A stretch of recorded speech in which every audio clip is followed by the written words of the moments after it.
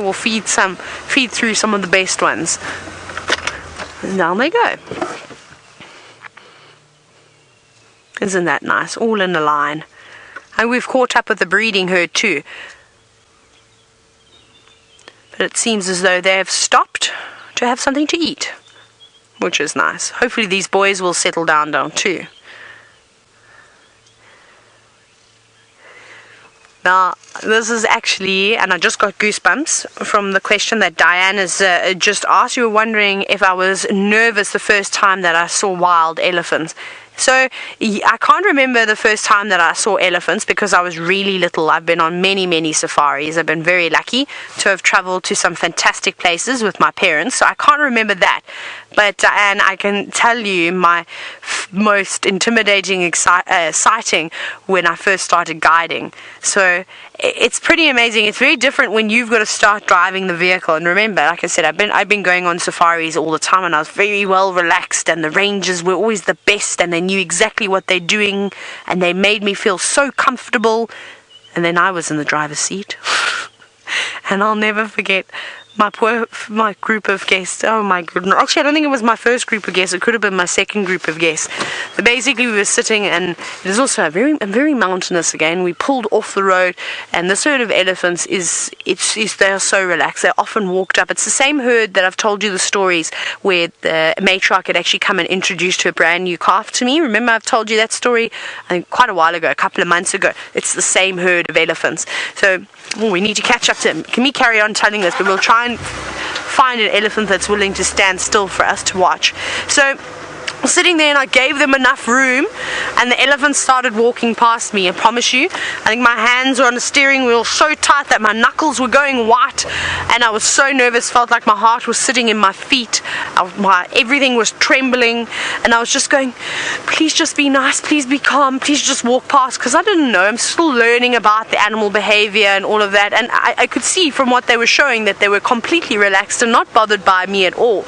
But being a brand new guide, you know, it's a very intimidating experience. And then, you get used to it. And that's the problem, is that we get to sit with these animals all the time that eventually you become so complacent. And then you have to remind yourself, sort of, hey, we all do it. Well, no, you must remember, you've got to give the animals space. You've always got to have escape routes, because anything can happen and things can change very, very, very quickly when you're out here on safari. So we just make sure. Shame that the bull that's being pushed away looked like he was trying to eat something. Did you see all the leaves that just fell out of his mouth? Shame, you just try to stop for a snack and then you got your food knocked straight out of your mouth. That's unfortunate. Now he's pretending. He said he stubbed his toe and that he doesn't want to play anymore, and that he's going to tell his mom. Nope. I was just pretending. These boys are very funny. Let's go up again. Oh no, naughty chaps. There's actually one elephant that's standing very still here. Maybe we'll hopefully get in line that we can see all three of them.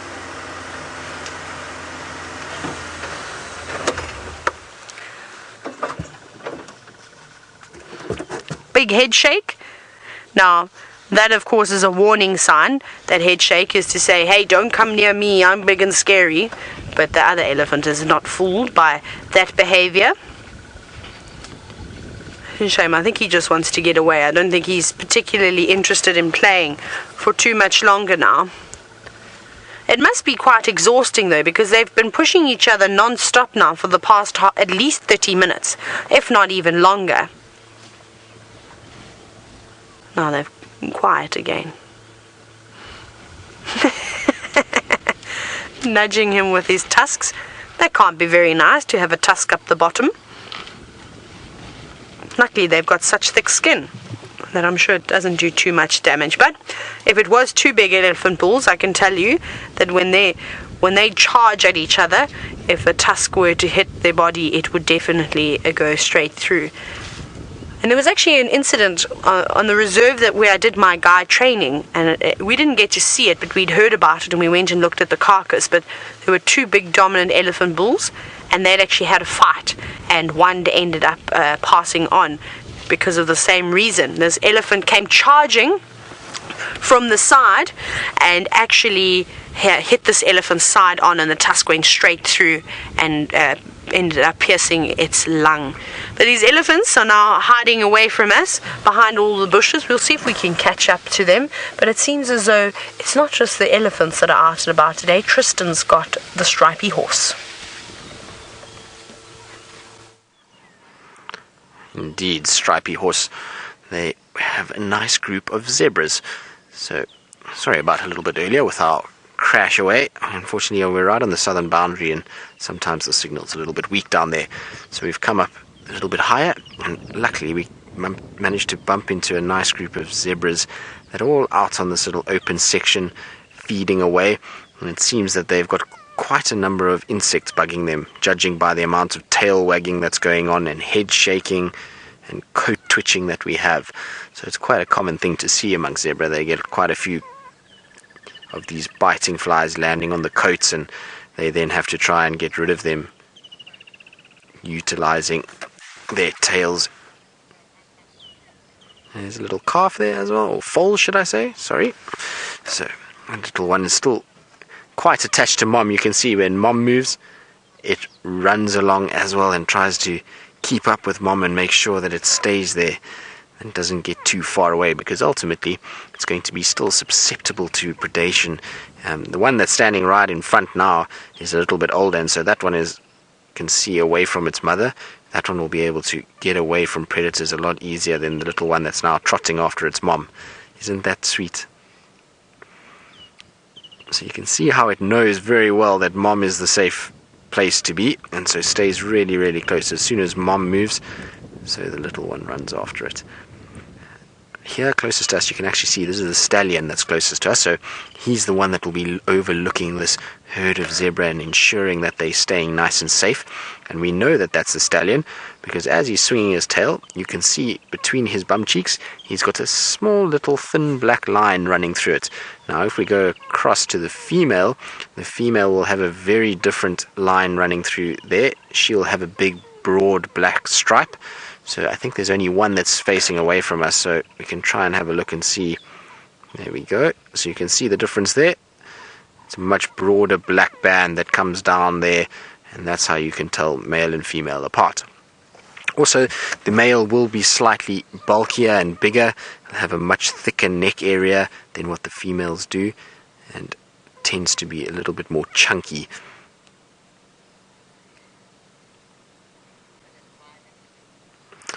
So the reason why he's a little bit bigger and bigger neck area is because the males tend to fight a lot more than what the females do. You end up seeing that the males, particularly in this area, because we're not in an area where thousands and thousands of zebra occur, these guys are very, very territorial, and so they fight with one another quite a bit, and they'll often jostle and wrestle and try and bite. And so if they have a very strong neck, they're able to force that bite through and be able to latch on to the other male. And so that's why they have slightly larger, thicker chest areas and neck areas than what the females do. The other interesting thing, now that we're on the subject of fighting with male zebras, is unlike the females, they have erupted canines. So they have these little canine teeth that have come out. So if you find a zebra skull, you can actually sex the skull using those canine teeth. And the canine teeth are the same as the thicker neck. It's because they fight so much, and they don't have horns like impalas or kudu or wildebeest, or tusks like an elephant, and so there's no real way to be able to establish dominance other than to kick. And these canines then come in handy because they're able to then bite one another, and they are very, very sharp. You'll often find male zebra with these big gashes across their flanks, and that's because another male has bitten him there. They'll also target one another's genitals, so there has been records of males being castrated by other males, which is a horrible thing to think about as a man. So not nice at all. I was actually watching a video yesterday of a male zebra kicking a foal to death. So even though zebras are fairly placid animals, and as people, if you had to walk in here, the zebra would just run away. But when it comes to males taking over territories and fighting with one another, you will find that sometimes a new male will come in, and if he beats this male and takes over this harem of females, then he will sometimes kick the small foals to death, because he knows as soon as he does that, he's bringing those females back into estrus, and he can then mate with those females. So it's quite a harsh reality that some of these animals live. So James wants to know when the foal will disperse from the herd. Well, it depends. If it's a female, then this male in all likelihood will try and keep it in the herd as much as possible, or the new male that is taken over by the time that little foal gets a little bit older. If it's a young male, then you'll find that this male will wait until that zebra starts to become sexually mature. So you'll find that what I've noticed and what I've seen out here is that they generally get kicked out when they reach sort of sub-adult male, much like with lions, and that's normally around sort of 3, 4, 5 years old is when they start to go off on their own, and then they form these little bachelor groups of males until they're big enough and strong enough to challenge to take over their own harem of females. But that little one is very cute.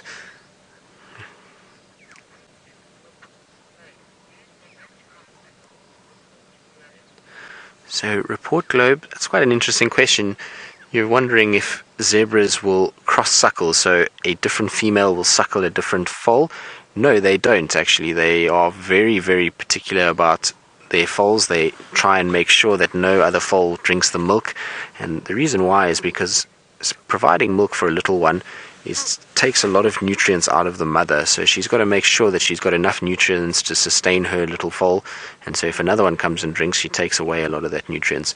And the other thing is that each little zebra foal knows which one its mother is, and so it knows that that's where milk is. And the reason why they know which one is their mom is because when they're born, the mom will separate them completely from the herd and make sure that all they see is just their mother. So they'll keep turning with the baby and keep blocking it from seeing all the other zebras, and the patterning of that mother will imprint on this baby, and the baby then knows that that's where it needs to go to be able to get food. It doesn't realize that the others will provide food for it, and so it doesn't even try. It just knows exactly where to go to get it, and that's why they don't end up cross-suckling at all. But it seems like our zebras are going to move away from us now, so I think we're going to carry on. Now, we're not too far from where Gwen had her den, the hyena, so I'm going to try and see if I can just quickly go and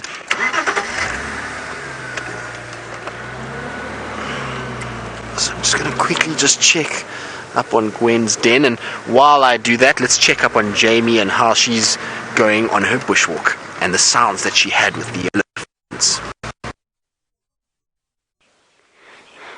I've got some interesting news for Tristan about Gwen's den, and I'll tell you about it in a moment. But first, just before it runs away, we've actually got a special guest star on this bushwalk in the form of an impala ram that has wandered into us and now isn't quite sure what to do with himself.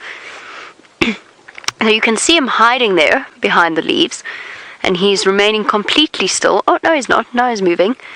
And he's actually not too bothered with us because, of course, our body language has been completely non-threatening. So whilst, yes, animals certainly see our human bipedal form as a threat, a lot of them get used to us wandering around out here and walking around.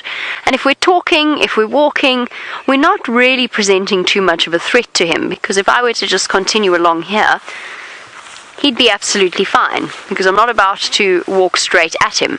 But if I were to suddenly start to whisper and start to creep up on him, he's vanished now, creep up on him through the grass, then there is a good chance that he would immediately be dashing off.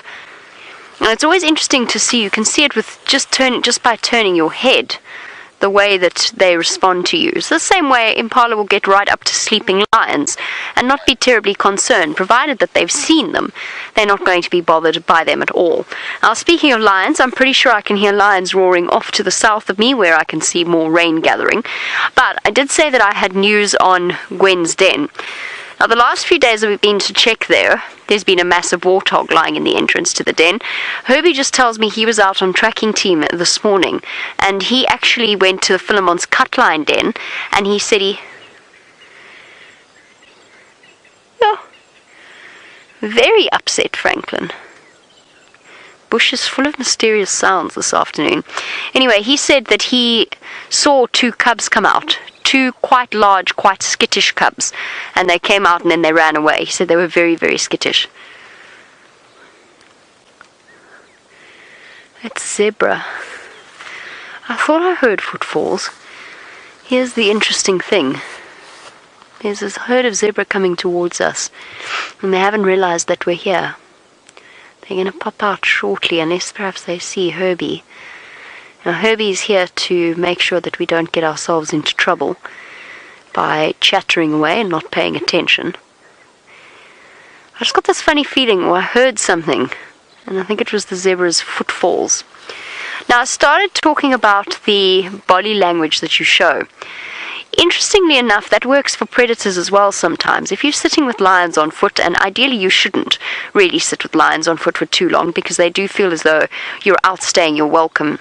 But what I've sometimes found with lions on foot, if you are spending a bit of time with them, maybe you've got a nice obstacle between you and the lions, perhaps you're watching them from across the river or something similar.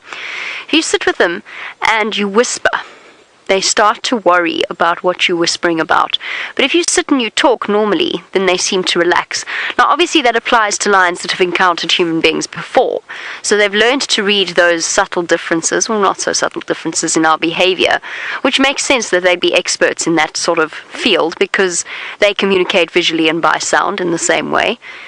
So absolutely, they'd probably pick up on the signals that we give off relatively quickly. But if you were to walk up to wild lions on foot, they'd immediately dash away. But for lions that have encountered, still wild lions, no, that was going to be a near impossibility. There was a variable skink, sorry. Alright, sorry, I'm just trying to sneak up on these, not sneak up again, that's not what I'm trying to do. I'm trying to get a view of these zebras, but I think they've run away. Sorry, I was finishing off the story about the Philemon's cut-line den. Oh, there we go.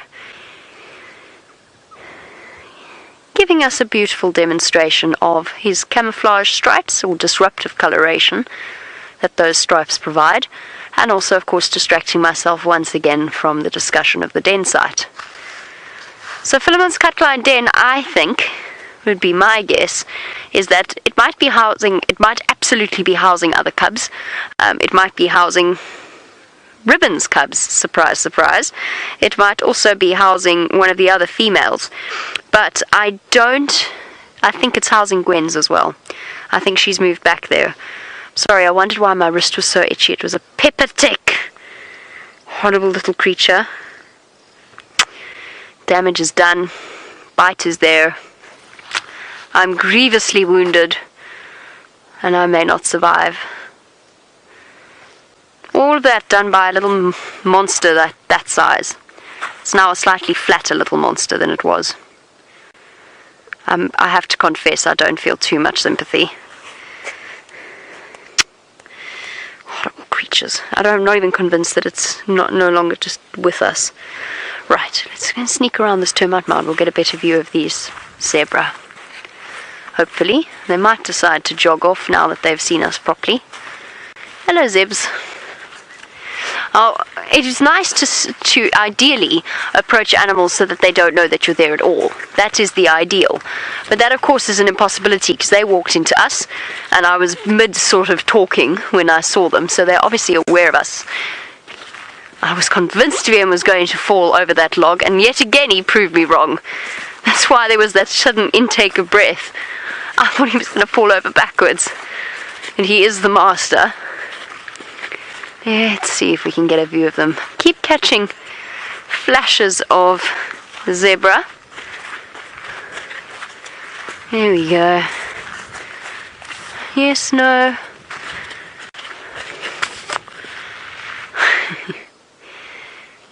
They're moving that way now, just to be thoroughly inconvenient. They're now moving the opposite way. Okay. Oh, there. There's a zebra. There it goes. One or two stripes between the trees.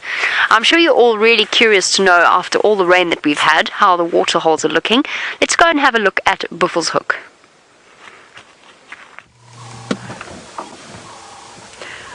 Well, we're here at Buffelshoek Dam, and I'll show you the watering hole in a moment.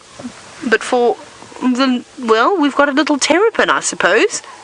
Hello, not a little one, quite a large one. It looks like it was having a drink for a moment. You see how it keeps dipping its head in the water? I wonder if initially, now it just looks like it's moving, but it did look like it was having a sip of water just a moment ago. Even though the animals that live in the water for most of their life, they've got a drink too. But I'm surprised to see that this terrapin is actually coming out of the water because there's no sun. And like I said, it's actually quite chilly. I'm going to have to put my jersey on in a moment. Let's see if it crawls out again. Hello, terrapin. And it's the only one. Oh, no, actually, Brian, look, there's a whole lot on that side of the bank. I can see 3. I'm talking nonsense. There's lots and lots of terrapins out, which is unusual. And typically they'll come out and bask in the sun to warm themselves up, because reptiles aren't able to generate their own heat like we are and keep themselves nice and warm. So they rely on getting their heat from an external source, so either by sitting on a nice raw, warm rock, or also, of course, getting the heat directly from the sun. Now, Rebecca wants to know, Rebecca in Final Control, what do you call a group of terrapins? Let's think. I haven't heard of one, but we can make one up very quickly. I don't know, Brian, are you feeling inspirational today? Anything? A squadron of terrapins. What about a racetrack of terrapins? No, not a synchronize of terrapins. I'm not sure what you would call it, but come up, if you've actually got a collective noun, let's hear it. But you've got to be quick. Send in #SafariLive what you would call a group of terrapin. So we're looking for the collective noun, and you can make it up. It can be anything you like. Maybe it's something that they've done that makes you laugh. Try and squeeze that in and turn that into something hysterical. The funnier, the better. So we shall wait for you. Now, I'm not going to say another word until someone gives me a name for a group of terrapin. I'm of course only joking. I can't sit in silence. But our other friend, the other terrapin, Terry the terrapin, has now disappeared and just left his 3 friends on the other side of the bank to continue with his day. But look at the dam. It's massive. It is huge. Remember, at one point we had like 2 little sections. We had the jacuzzi and then we had the main swimming pool that is now filled. I would like to show you. Rebecca, am I allowed to move? May I move, please? We're going to try and move. Oh, I know, you say a terror of terrapins. Raponclo, you say a tank of terrapins. I love that one. That one's going in the book. A tank of terrapins. I'm just going backwards, and we're going to try and not reverse into Bushwalk Dam either, because that would be disastrous. I don't want to go swimming on such a cold day. Let's see. Can we show? Yeah, I think you can see that there's now no jacuzzi. And of course, that's the bar from the roof. Look at that. It's a big Lake Djuma. Not Lake Djuma. Lake Bushwalk. And Mike, you say a tangle of terrapins. That's a very good one too. I like that. See, I love collective nouns because you can be so creative with them. My goodness, actually there's terrapins everywhere. Can you see the one sitting on the steep slope? Look at that. Oh, I'm going to sneeze. I do apologize. So you're going to hear me probably make oh no, it's going. Never mind, I don't need to apologize for it. Now, I know you were wondering if they would leave if there was a crocodile in the water. Probably not. Crocodiles and terrapins, I suppose, have an unspoken relationship. They'll try and avoid each other's. Well, when I say that, the terrapins will avoid the crocodile. They're not quite friends. Like you don't typically see terrapins sunbathing on the back of a crocodile like we do seeing with a hippo. I don't know if I've ever seen a crocodile feasting upon a terrapin, but perhaps a young croc, like we see with the young leopards and young predators that aren't able and haven't quite fine-tuned their hunting skills, might go for something like a terrapin. Otherwise, I've seen crocodiles eating more fish than anything, really. Obviously, when the opportunity's around to catch an antelope, if it comes down to drink, like we see during the big crossings. But otherwise, they'll typically feed on big catfish that live in these pans, as well as tilapia. There's also a chance of them eating that. That's what they did in Zambia. They used to catch the biggest fish. They used to catch a fish called a vundu, which could weigh up to almost 120 pounds, probably a little bit more than that. And you'd see these big crocs munching away on them. It was really quite special. Can you imagine a rover, Ronald the Rover, disguised as a terrapin? That would be quite funny, wouldn't it? I wonder if the animals would react differently. Do you think they would react differently, Brian? Probably. I think so too. I think that they would probably ignore Ronald, although I'm sure Ronald would still smell the same and would have the scent of human all over it, so they'd be intrigued by that. But, well, what they look like, I think it would resemble, of course, more of an animal than an elephant is, I'm sure of seeing. They haven't moved an inch, not even a little bit. Sneaky terrapins.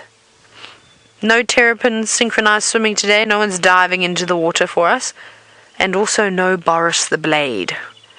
It'll be exciting when Boris the crocodile... Oh, there, it's moving now. Decides to make its return. It's moving very slowly, though. What are you doing? Is it going to the toilet? Or is that its little tail coming out? I can't quite see too well. Trying to work out what this terrapin's doing. It's now lying as flat as it possibly can, and while the other one's got its head stuck straight up to the sky. Now, Nem from the UK, you were wondering if terrapins communicate with each other. I'm sure that they do. How, though, I'm uncertain, because I've never heard a terrapin make a noise. Like we sometimes hear tortoises hissing. I haven't heard a terrapin make a distress call before, so perhaps they communicate with each other through body language, which seems to be a way that most of the animals actually do sort of subtle communication with each other. But other than that, I'm a little bit uncertain on the way that they do communicate. It'd be interesting to know. I don't think that they communicate through infrasounds like elephants do and whales do. I don't think they're quite capable of that. But yeah, well, I don't know. Have you heard a terrapin make a noise before? Nope. No, I'm trying to think. I've never heard them squeak, squawk, hiss. Nothing along those lines. Right, now, because we're at Bushwalk Dam, you're all, I'm sure, getting exceptionally excited because the lions, I think, are just up ahead. So I'd love to make my way there to go and see what the Nkuhumas are up to. Should we go take a little drive? Let's try take a drive. Ooh. Whoa, Rustaline. Rusty's temperamental this afternoon. Don't be naughty. Right, let's have a look through here. So I don't think they're too far. Oh, actually, I should probably put my radio on now. Hey, let's have a listen. Because I think Andrew was just up in front of us, so I suspect he will get there before us. So I'm sure he'll guide us in if we struggle to find them. But I believe they're just down this most eastern access from Bushwalk Dam goes back towards the cut line again. And then Tristan was describing it to me. He said there was a very prominent two-track. So hopefully we're not going to get too lost in trying to find these lions, but I think it's about time, seeing as though it's getting a little bit on the dark side, to find out if Jamie is safe and, well, what she's doing for the rest of the day. Excuse me, that was a really badly timed sneeze. I am indeed safe and sound, although as Taylor said, it is starting to get quite dark, so we are starting to head towards to home. With these heavy skies, it seems like a rather prudent idea. Now, apparently, Herbies just told me that apparently the guys in the north can hear lions roaring up that side. So it's very, very interesting what's been playing out with the Birminghams and with the Matimbas. With the Matimbas arriving on Djuma unexpectedly last night, and Tristan sent us all a video of them roaring away. And then the Birminghams coming back up north to make sure that their honour stays intact and their territory, most importantly, stays intact, along with... And of course that's actually crucial for the safety of the Nkuhuma Cubs, because the Matimbas at this point are probably the biggest threat to them. And that also explains why our Nkuhumas have been so skittish, or one of the big reasons why, which is something that we chatted about yesterday or the day before, I can't remember now. So over here we have a rather sluggish beetle that doesn't want to do terribly much at all. I don't think I've ever encountered one this sluggish, and this is the second one I've seen like in this condition in this road. I wonder, it could be cold, potentially. That's one of the reasons why we haven't seen all that many insects this afternoon. But it could also just be at the end of its lifespan. There's been lots of rain recently. It might have completed its reproductive cycle and has now reached the end. There we go. The end of its life. Now, something that I was chatting about with some of the guys yesterday while it walks towards Wiem, or now away from Wiem, is the way that these beetles move, and it's actually fascinating if you watch it in slow motion.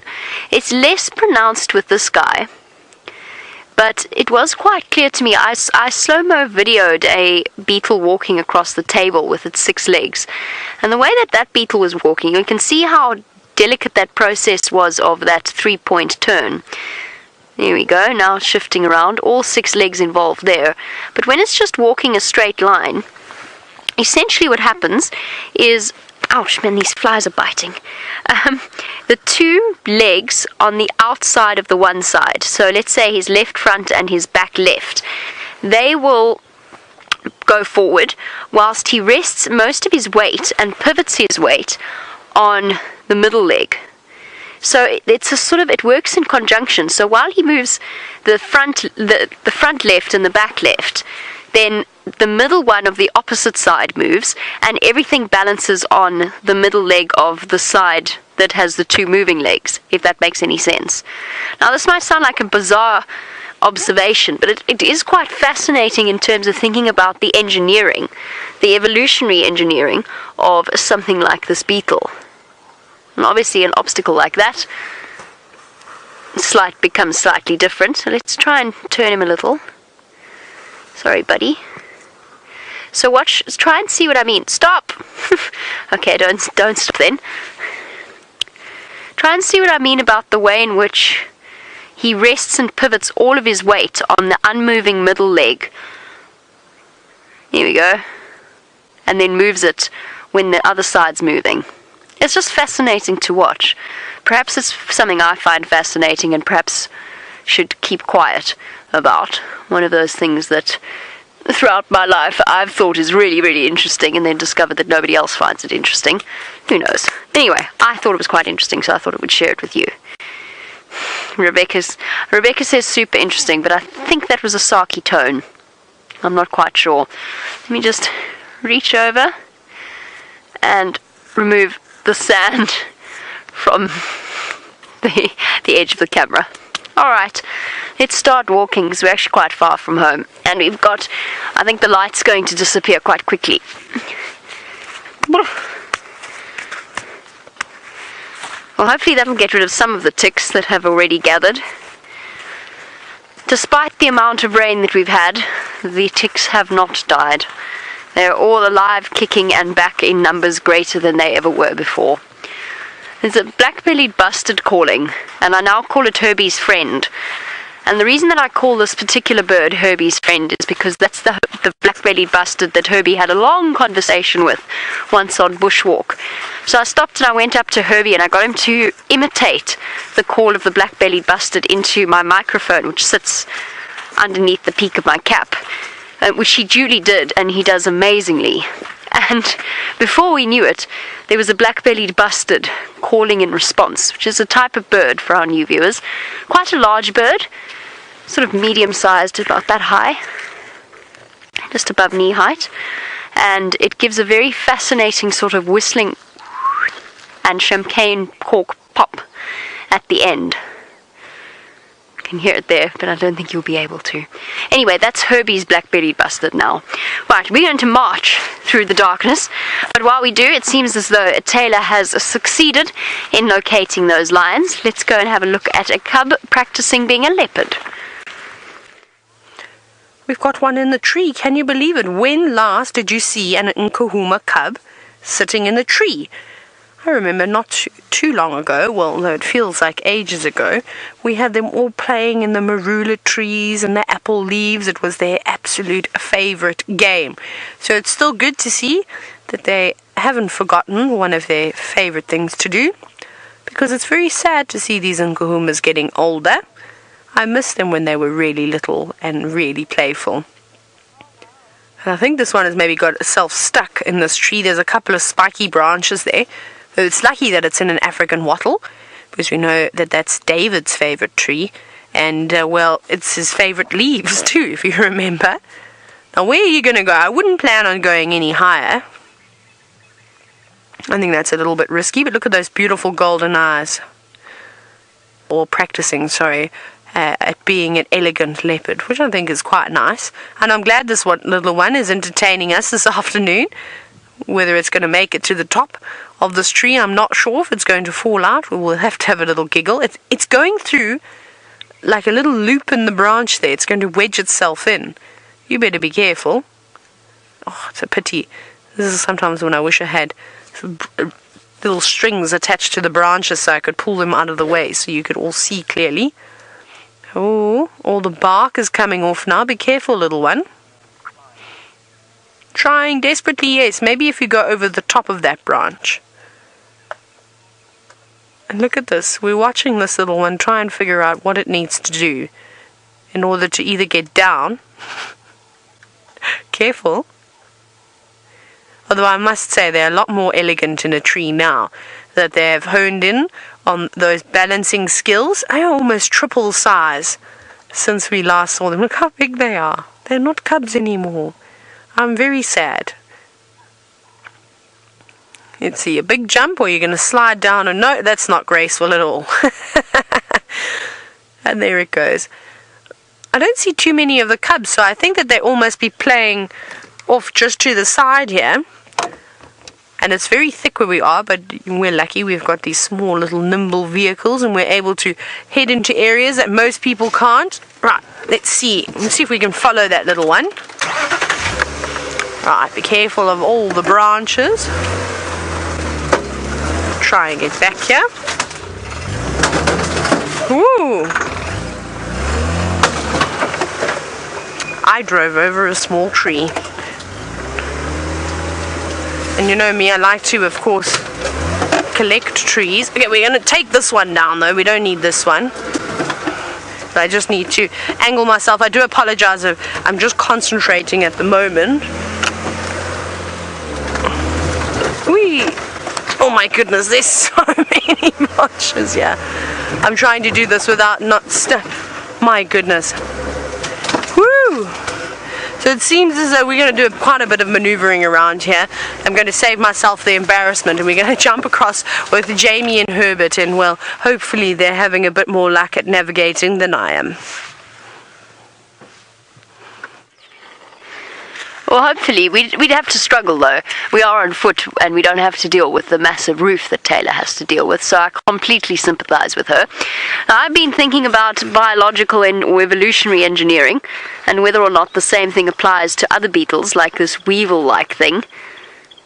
And I don't have my answer because it doesn't want to walk. It's also got 6 legs, but it is showing a great reluctance to use them. Hey buddy, I know, it's this weather, it's getting everyone down. There we go.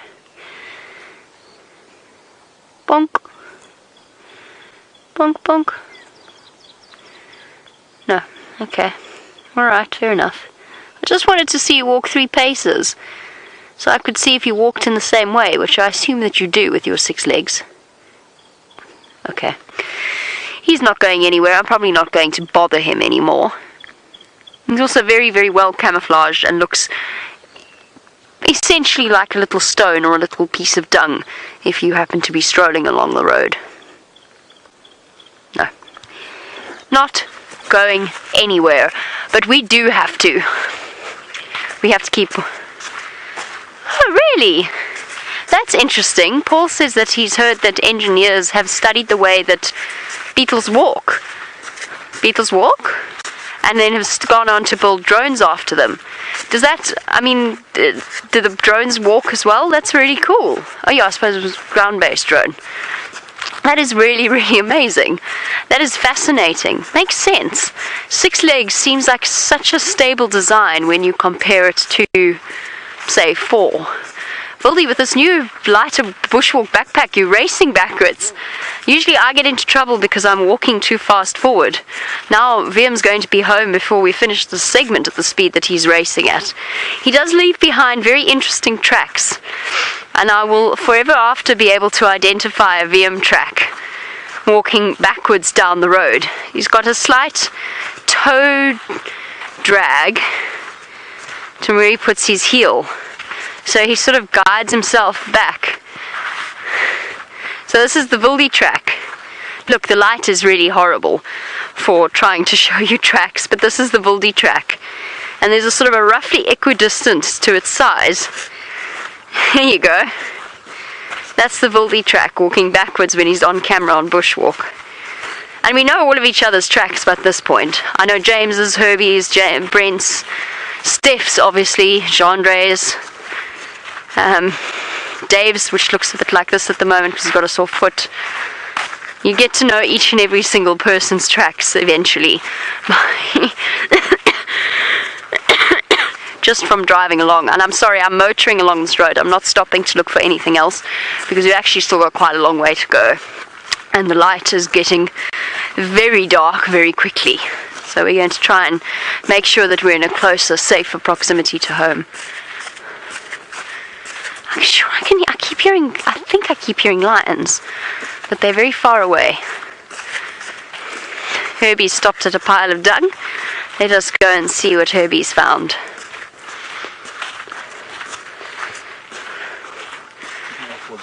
Aha!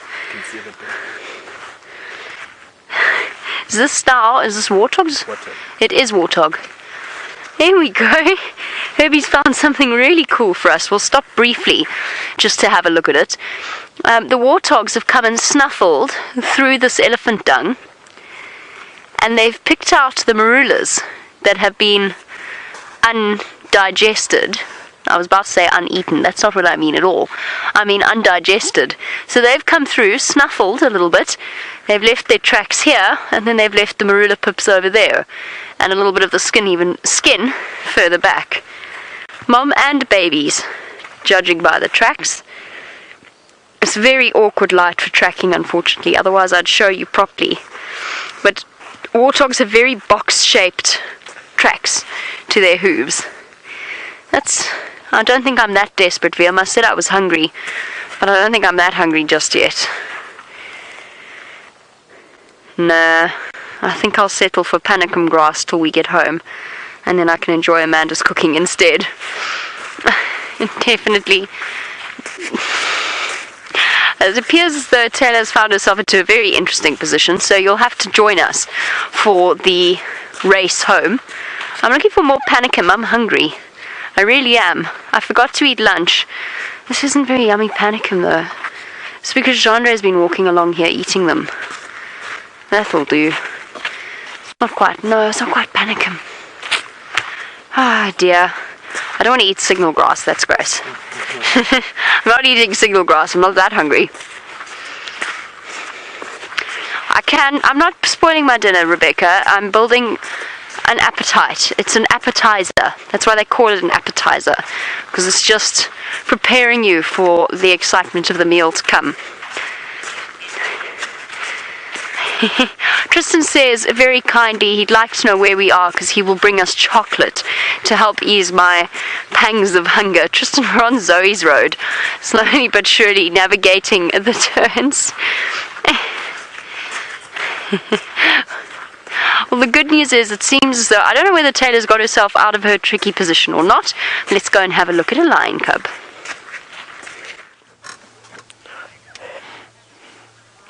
We were stuck for a moment, but I have to tell you how funny it was.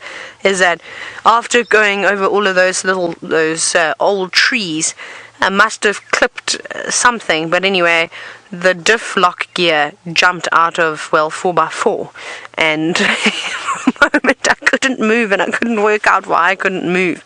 And it's funny how the most simple of things can get you wedged in one spot. But we're back, and thankfully these lion cubs, they're actually all down in this drainage system. One of them has kindly moved out and decided to sit up on a termite mound.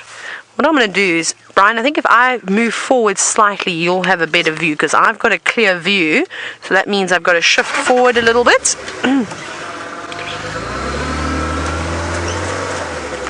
There we go, that should be a little bit better. Isn't that much? lovely, and hopefully the others all follow in that one's path and head straight up to the top of that mound. Now, David, you're wondering if a mother will ever reject one of its cubs. I'm sure there's a possibility. We see that happening often with various types of animals. Elephants sometimes do it. You see it with impala, zebra.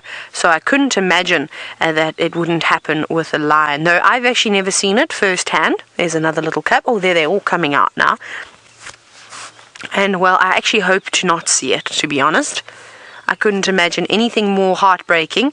It's sad enough seeing things like impala, but of course a little cute lion cub would be very, very sad to see on its own. Okay, well, I can see 1, 2, 3, 4, and I can see a fifth one coming out.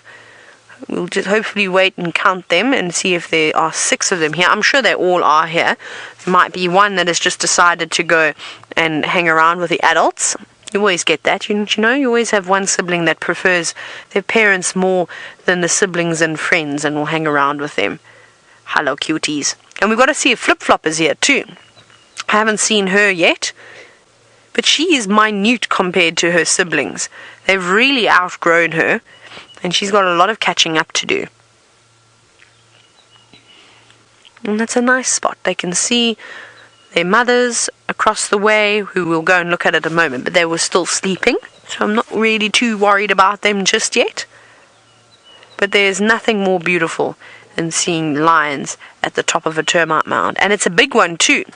We're actually quite high up, so it doesn't do it justice, but I reckon that termite mound's probably maybe about 12 feet, even 16 feet.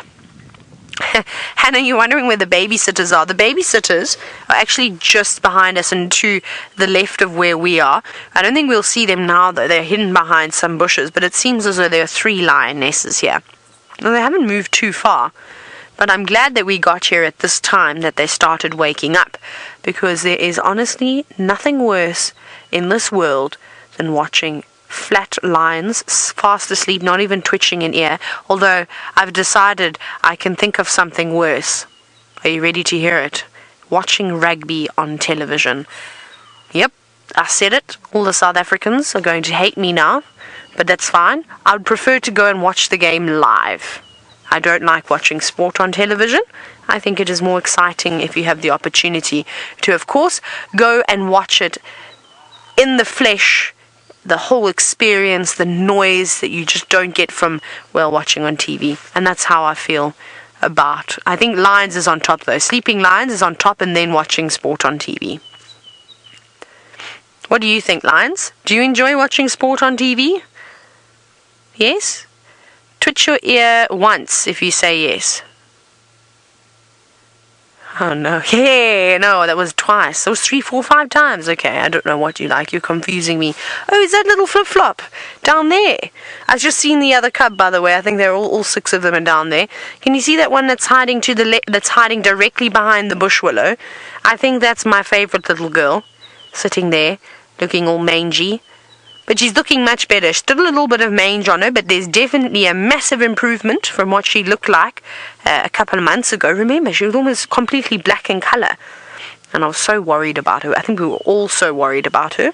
We're now being snuck up on them by a young Nkuhuma. Hello. Did you see?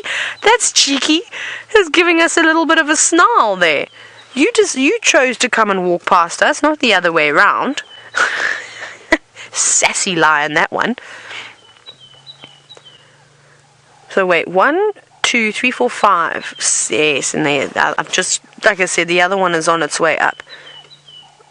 Here we go. We're going to have 4 lion cubs soon on the top of a termite mound.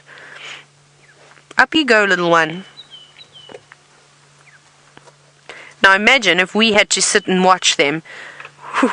Oh, actually, I just heard a branch break. I think there's some elephants nearby. I know it's elephants because I've stopped moving the vehicle and I'm not driving over branches anymore.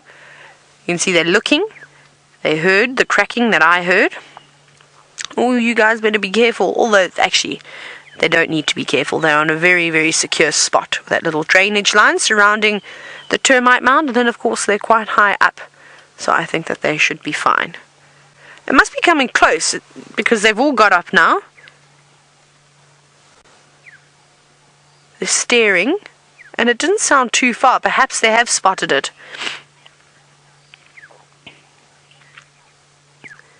It's a pity that this vegetation is just so thick that we aren't able to see what's behind all of those bushes.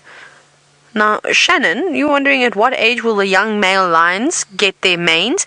It's really funny. It's actually one of my favorite things to watch when lions sort of start to age, is the young cubs. They sort of get a bit of a hairy chest first, and just underneath their chins you'll see tufts of hair starting to form, and that stays like that. It gets a bit awkward. It stays like that for a while, and normally at I'd say about a year and a half you can start to see it developing, and then at 2 years it's a little bit more prominent, and by the time they get to about 3 years old it's not great. They're very strange. I'm looking around now. I'm just seeing, because they're now all looking back. One of the lionesses has just got up. That's why they've just moved.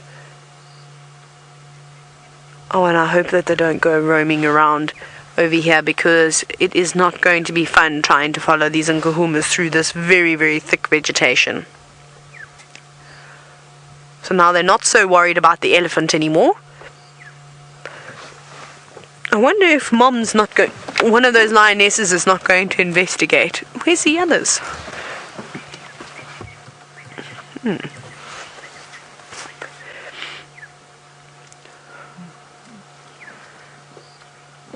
You might be able to hear all the lions contact calling now.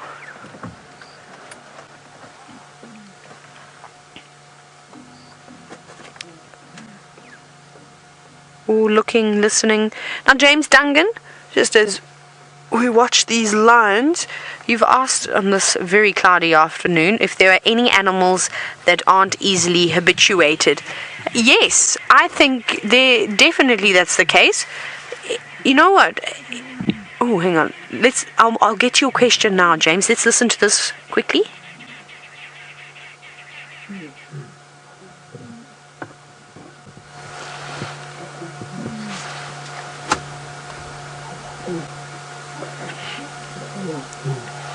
I think all the lionesses have got up.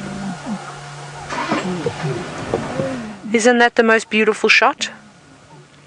I hope you're all taking lots of screenshots.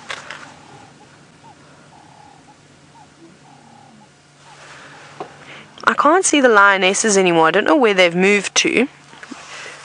I think that one little lion cub that snarled at us has decided to move away. It sat down right behind my vehicle. Here they come.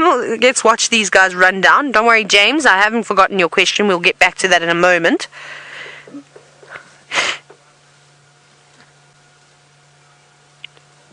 One of the lionesses, I think, is just below them, has come to fetch them. Maybe they're going to go on a bit of a walkabout. I hope they go back towards Buffelshoek Dam.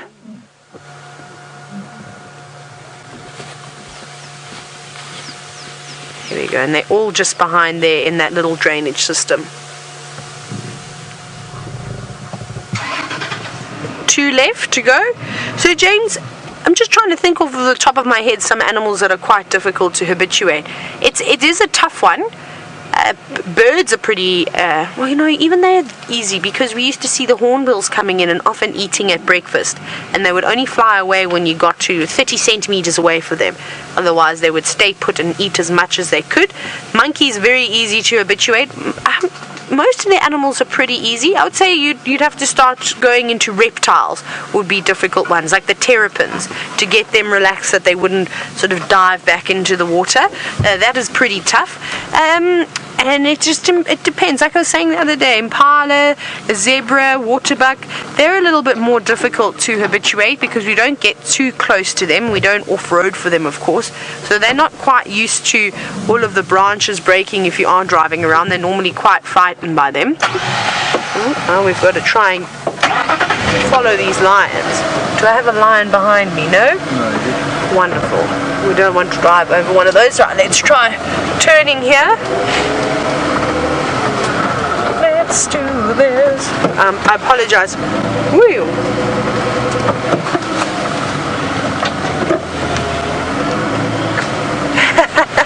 We've got, as you can see, much off-roading to do and catching up to do. So I'm going to try and, well, get through some of this very, very thick stuff. Let's go across to Jamie, and, well, Jamie says she's very difficult to habituate. Definitely not. It's not an easy process habituating me. I've just discovered the most amazing thing, and actually I didn't discover it, VM noticed it. Herbie, don't run too far. Herbie's actually legitimately wearing blue suede shoes. What is he? There we go, there's wonderful Herbie, who's been looking after us the whole time. Here's Herbie's blue suede shoes. We don't step on those, hey Herbie? Definitely not. How cool is that? I have never met anyone that legitimately owns a pair of blue suede shoes, but I want them. They're amazing. But yeah, it's starting to get a little bit dark. We think that Herbie's dancing shoes. His dancing bushwalk. I'm pretending to be you. Alright, so there is the long road home. Not that long. It's not too long at all, actually. But it is.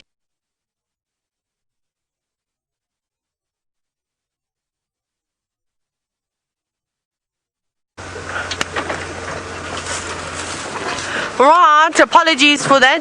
Jamie's also battling with the gremlins this afternoon. They seem to be out in full force. But we've got the Nkuhumas who are protecting us now.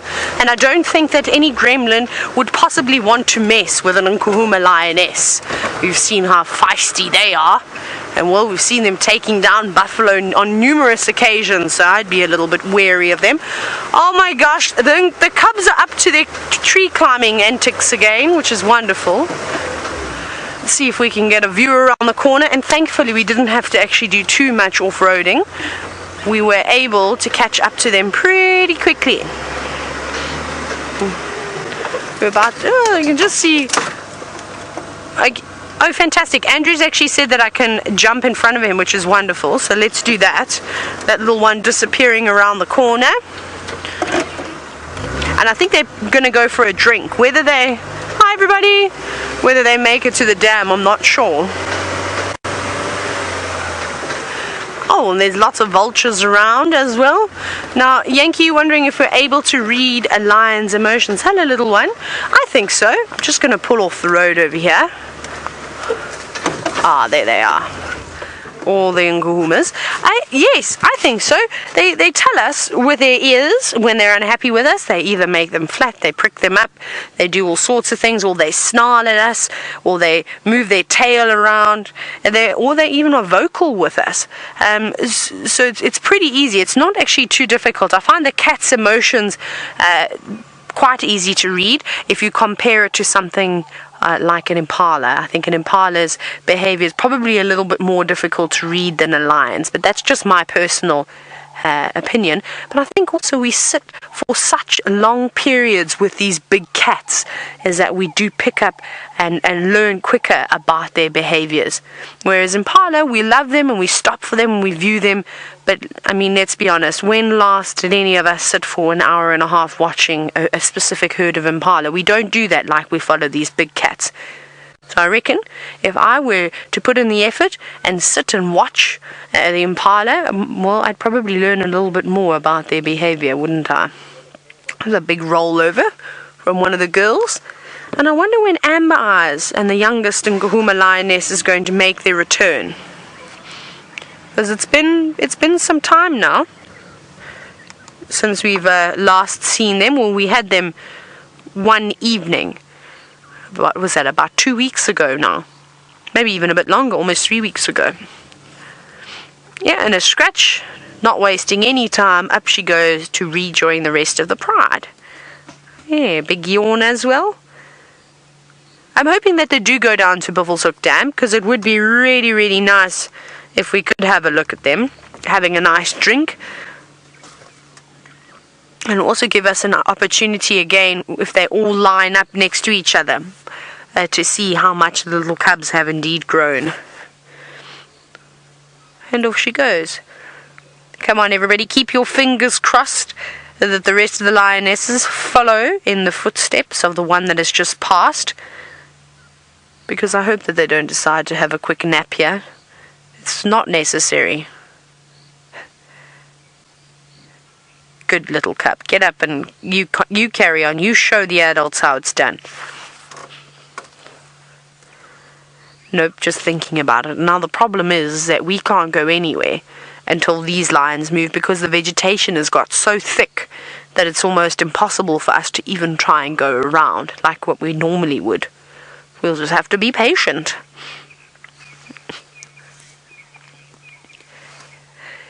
Jenny Jetson, welcome.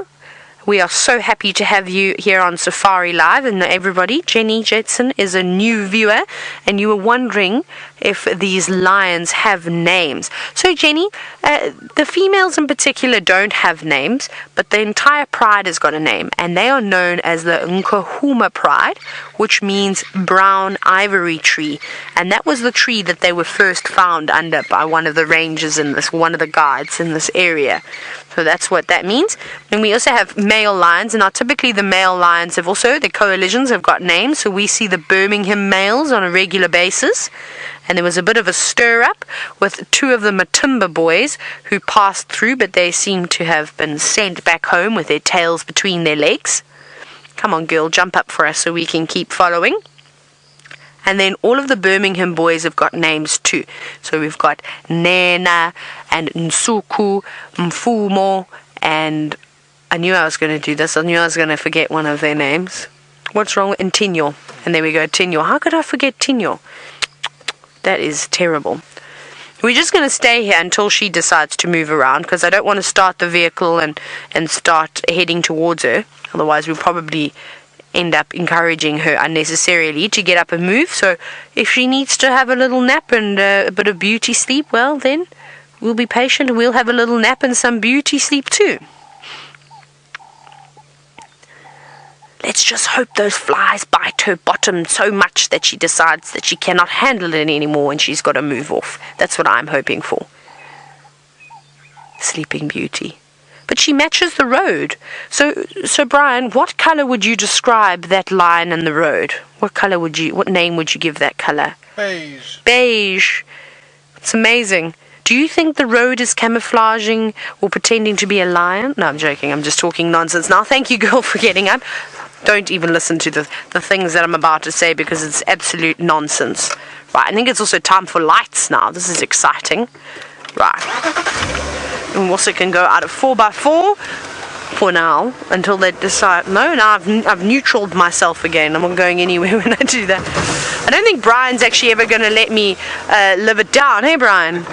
I'm waiting for dinner tonight for the snarky remarks to come out. That's why I told you all and I was honest about it. Because I thought for a moment I was going to have to get a vehicle sent out to come and rescue me. Luckily not, thank goodness for Brian. Otherwise, can you imagine that embarrassing story? Oh, hello, lions. Hang on, let me go back just a smidgen. There we go. Still on the road. Where's my spotlight? Actually, you know what I'm going to do? I'm going to put this one on. You're going to see the camera move, but sorry, I'm leaning over the vehicle. I'm putting one of the LED lights on that are not as harsh as the spotlight, and it's sort of got a wider beam just to illuminate them slightly, because it's getting a little bit dark now. Here we go, but that's much better, isn't it? So we've got 3 lionesses, and I just want to triple check. 1, 2, 3, 4, 5. Where's the 6th cub? I think it's laying on the other side of the... Where is it? 1, 2, 3, 4, 5, 6. No, I can't count. There it is. It was right in front of my eyes this whole time. Oh, I haven't got any comms. Hang on. Sorry, Rebecca, if you're trying to talk to me. I'm just trying to fix my radio.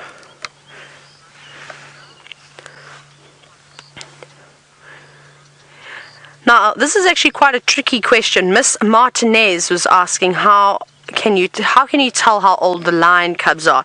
It's actually a tricky thing because they grow so quickly.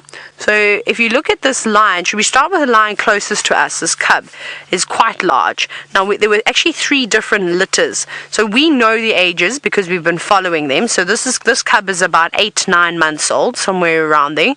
And then you see the cub that's just to the right of that one. That little one over there, that is my favorite little girl. I think it's my favorite little girl. It looks like her. And she's the smallest. And she is only 7 months old, 6-7 months old. And then the one just to the left of her, that is from the second litter of cubs. And that one is about 7 or 8 months old, sort of just give or take. But they're looking good. Their patchy elbows are disappearing, which is nice. See, it's getting much better now. The hair is definitely starting to grow again.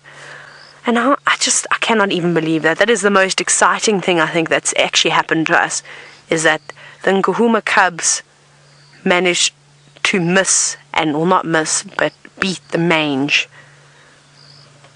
There were a couple of patches where we were very, very much worried, especially after what happened to the Styx Pride.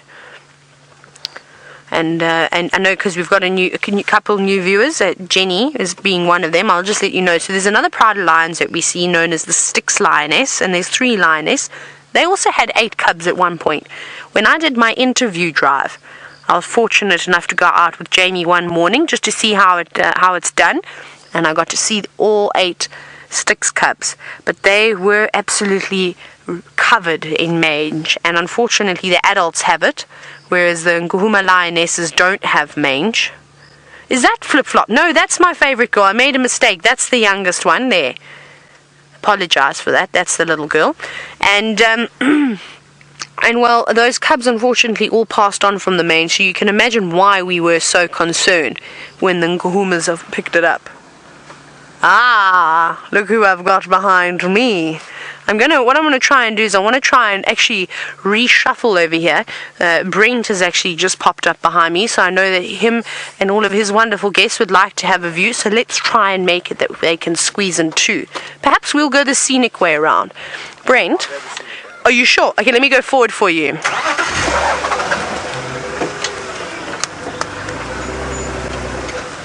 Just shifting the vehicle forward just slightly for Brent. Brent said he's very kind. He's such a gentleman.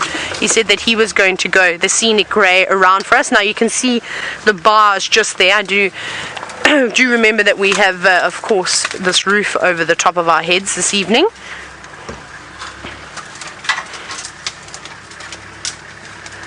Now, Shannon, you've wondered if Amber Eyes and the youngest Nkuhuma lioness are possibly off having babies. So Shannon, we saw them, I don't know, time flies out here. So when I say 3 weeks, 3 weeks feels like it was just the other day. And for everybody else, it's quite a long time ago. And when I saw them, they had no swelling on the mammary glands at all.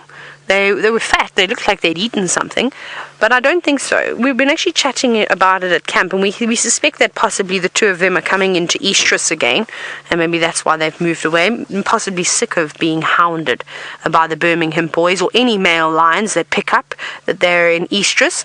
And we're not sure if Amber Eyes is infertile or not because she hasn't had cubs, as far as we've been following her, so that's also quite interesting. Whether the youngest Nkuhuma lioness is going to have the same trait, I'm not sure. I hope not. But they've always stuck together. Ever since I've been here, you could see from the beginning the bond that the 2 of them had. It was definitely stronger between the 2 of them than it was between the rest of the pride. So they often used to go out on little missions. So we're not really too worried. I'm just not sure where they are at the moment. I don't know. The last time we heard they were racing around chasing all sorts of animals on Arathusa. Oh, I lie. And then we had their tracks. I remember that one morning we went out tracking and we had the 2 of their tracks crossing past Sydney's Dam, out of our traverse into Bushwalk and then into the Manuleti. And I think that's where they've been hanging around, sort of between Manuleti, Bushwalk, and I suppose like a triangle, and then around Gari Gate. I hope that they make their return. Hey, life's tough. Look at this little one, he's exhausted. I'm absolutely tired of walking around now. It's been a tough day.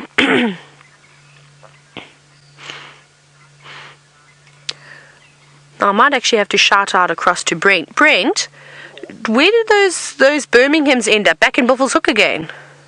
Two males just to the east of Sydney's dam. Okay. And one male down far east of us near the Kruger boundary. Ah, okay. Wonderful.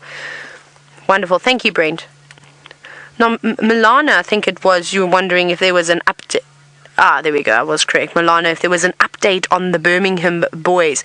So there is. Brent has actually just very kindly from across the way given me an update. He says that there are two sort of just east of Sydney's dam, so they're sort of in the Buffalo's Hook area, and then there's another one on the Kruger Park boundary. So they are about. And as we know, is that the Birmingham seem to have sort of split up slightly, and this is very common for larger coalitions of male, so they'll still be very happy when they see each other, and we've seen this, but they're able to, of course, look after a bigger territory by doing so. So normally we see Tinyo and Mfumo together, and then we see Nena and Nsuku often together too, and it was quite nice. At one point we were seeing 3 Birmingham boys hanging around together. That was Nena.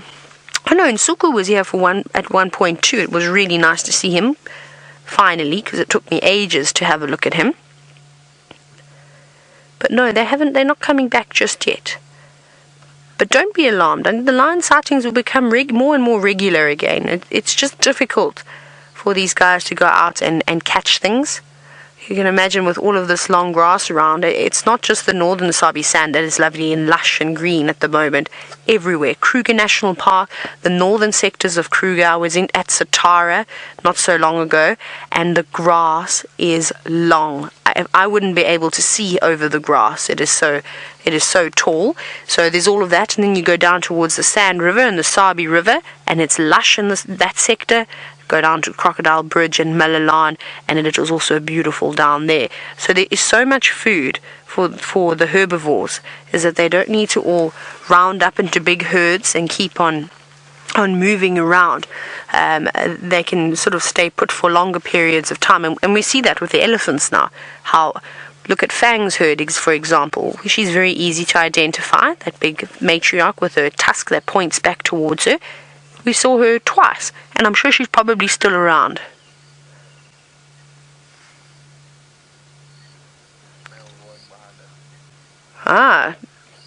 Brent, while I was chatting away, Brent said very far in the distance, it sounds like there's a male lion in the distance. And that's typical at this time of the day as well. Just as the sun has gone down, and it's obviously very dark tonight because we have got so many clouds around, but there was one giving a bit of a call. But let's take a moment. It's actually very still out here. You probably won't hear much, but just listen to how peaceful it is.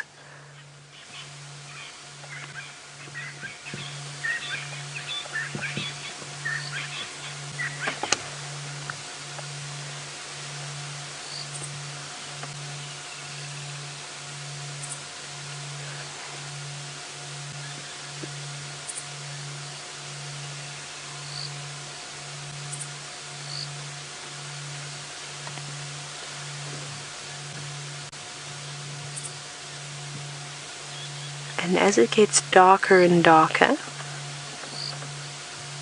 we'll start to hear more of the nightlife waking up. We might start to hear a few more owls, and it seems as though all those owls are out and about after Brent's variety of owls that he had this morning.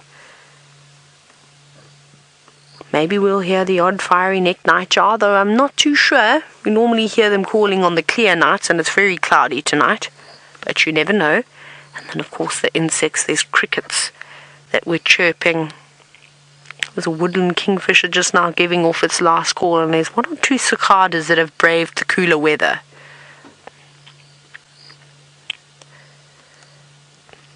How sad. I thought that these Nkuhumas were going to put on a great show for us this afternoon,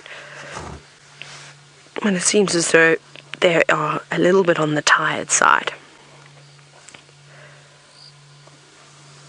Should we go and see? I think I'd actually like to go and see what else we could find. This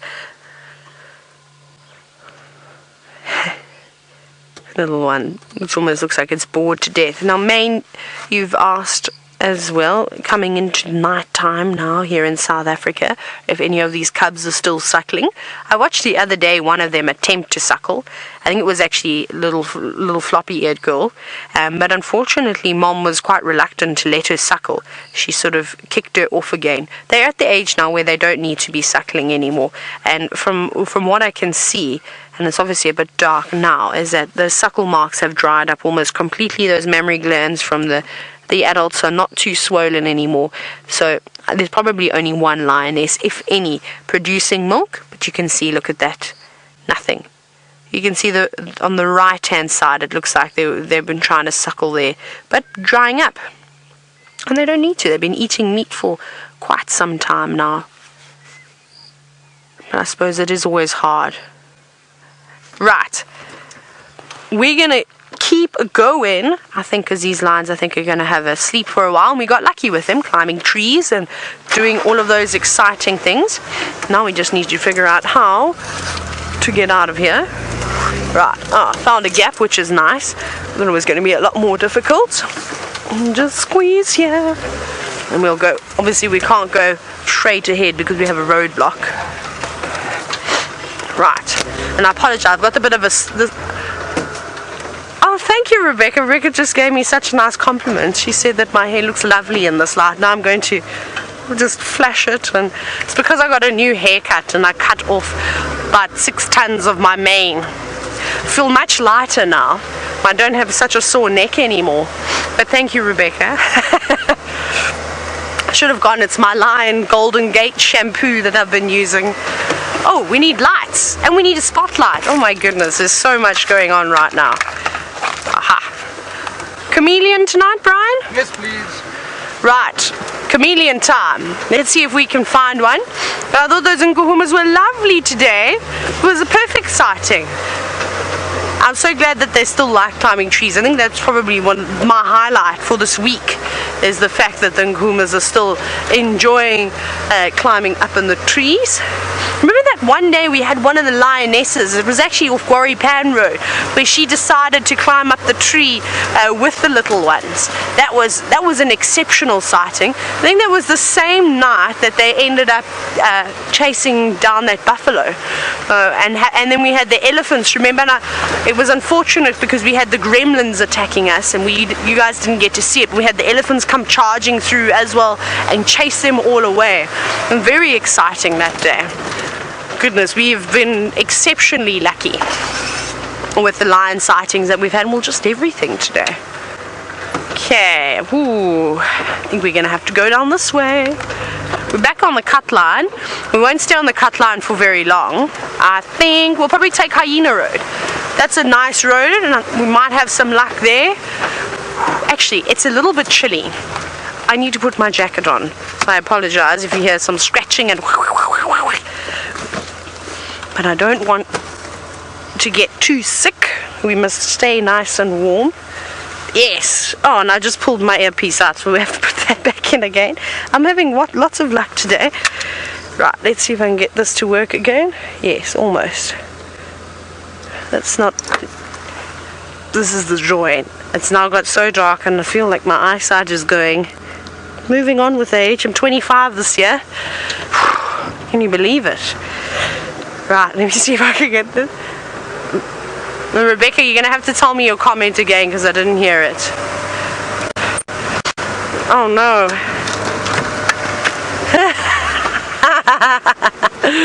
There you go, I'm nice and warm now. Let's go. I can hear the chit-chatter coming from Final Control, the lovely ladies. And I wonder if they've got the aircon on still, or if they've put it on heat yet. That's going to be a nice spot to sit in on the chilly months of winter.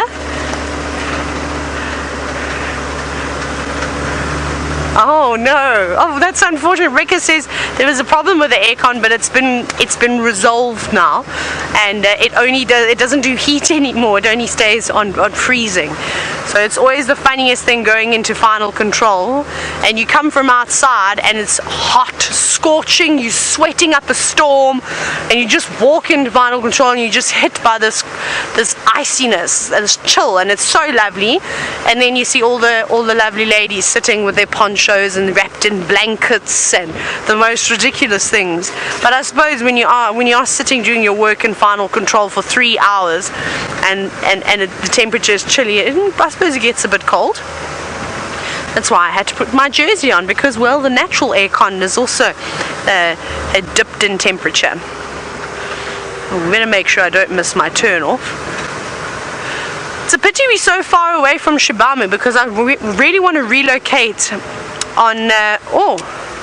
off you go. Sorry, there was a bird. There was a water thickener on the road. Didn't want to blind it. Oh, it's still there. Fly, fly away, bird. Please. Please. Nope. It's being a guinea fowl and just running straight down the road. I'm not going to show you. There it is. Okay, thank you. No, there's now a scrub hare. Come on, guys. I don't want to shine the light on all of you. Now, if you have just started watching, like I said, we've had quite a few new viewers today. Let me quickly explain to you why we don't shine on diurnal animals. So the spotlight is incredible, and it allows us to spot things like chameleons and owls and lions and leopards and hyenas, and you can think of all the creative animals.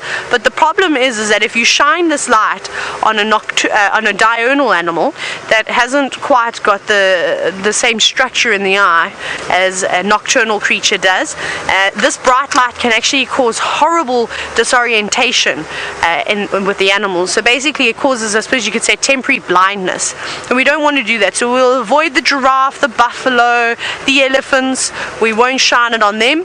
And even though a scrub hare is more nocturnal than it is diurnal, they tend to hide away.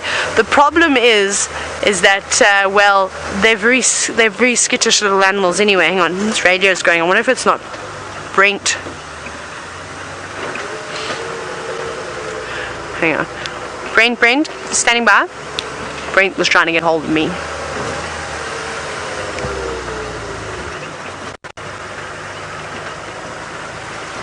Ooh.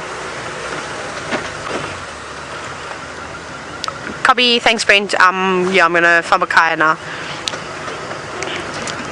Right. Just let Brent know what our plans were. Oh, I've come past, I didn't go on Hyena Road, I'm back at Bushwalk Dam again.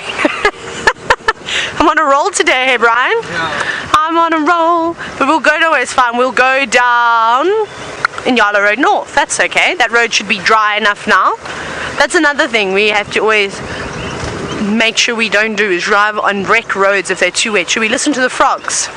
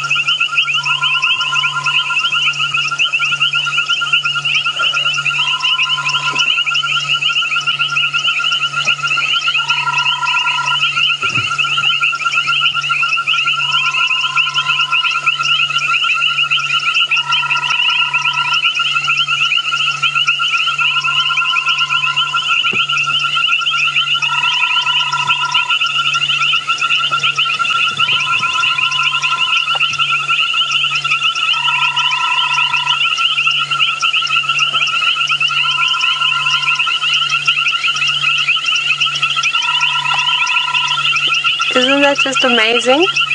And you have foam nest frogs, banded rubber frogs, which I still haven't seen. There's a couple of reed frogs, tremolo sand frogs. I just want to do the same noises that... Should we try and call the banded rubber frog? Oh, Beard, you said you'd like this as a ringtone. Me too.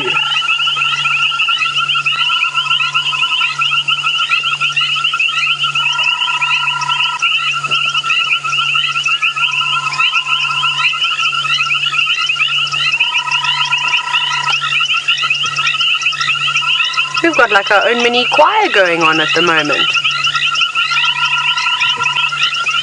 Now can you imagine coming on safari and opening up all your doors?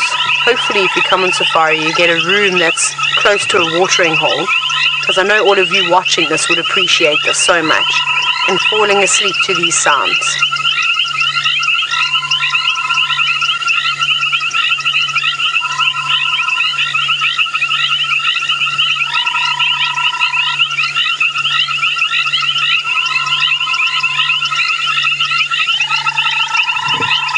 All we need is a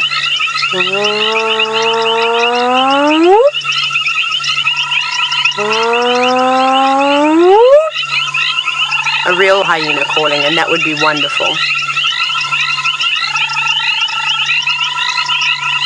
So cool. Right, I'm excited now. Frogs have got me revved up. Let's find a chameleon. Where is this pesky chameleon? We'll need to find one.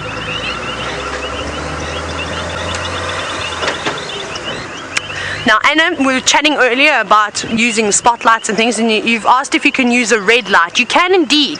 That's one of the few cases. You can use a green light, green filter, or a red filter is okay. Come on, little birdie, fly away. This one's a bronze-winged courser that was sitting in front of the car. So that's all right to do. You know, ideally you don't want to spot young animals either, so even like young lion cubs, that's why I put this, though they're almost at the age where we can start spotlighting them, especially if the adults are around. It's not too much of a problem, but I prefer not. That's why I put the LEDs on, just because it's not as harsh of a light, but it's a wider beam. The beam that comes out of these spotlights is so concentrated. Now we've got water thickness on the road. Come on guys, come on Craig. Just in case he's sitting in final control watching, let out a little come on Craig. Off you go, birdie. Thank you. So yeah, that's fine to use. That's not a problem at all. Unfortunately though, then it's not great for photographs. So these yellow lights, these are really great if you want to do spotlight photography, which is beautiful if you can get it right, and you have a camera that allows you to crank that ISO up. Then it helps a lot. But it's not great with a red light or a green light filter at all. So yeah, then I suppose you could even use it on an antelope, but you wouldn't, there's no real reason to spot antelope at night when you can view them quite comfortably during the day. And also the animal just ate a bug. No, I just ate a fly. That was terrible. Oh, that wasn't nice at all. Sorry, it sounded like I spat everywhere. I did, all over my legs. We'll get the remnants of the fly out in a moment. Oh goodness. But yes, animal behavior actually changes. So things that aren't very active at night, so like the impala and elephants, become a little bit more distressed and a little bit more on alert than something like a lion or an owl or something that of course hangs around or comes out and is more active during the night time. Right, let's see. Maybe we're going to see a frog around here. It's a little bit damp, the road, but not too bad. Or chameleon. This is a good spot because the grass is really nice and long, and we're seeing a lot of the little chameleons at the chameleonlets at the moment. I don't know if that's the correct term for a small chameleon, but we'll just use it tonight. And they like to sit on these tall pieces of grass, so we'll keep checking them. We might find some bigger in the bigger parts of the trees too, but we'll see. I don't think we're going to be in luck tonight. Unfortunately, we're down to the last couple of seconds of the show now, but I hope that you have enjoyed it. It has been wonderful with the Nkuhumas. We'll see you again, of course, for the sunrise safari. So from all of us here at Wild Earth, thank you so much. We really appreciate what you do. We'll catch you soon.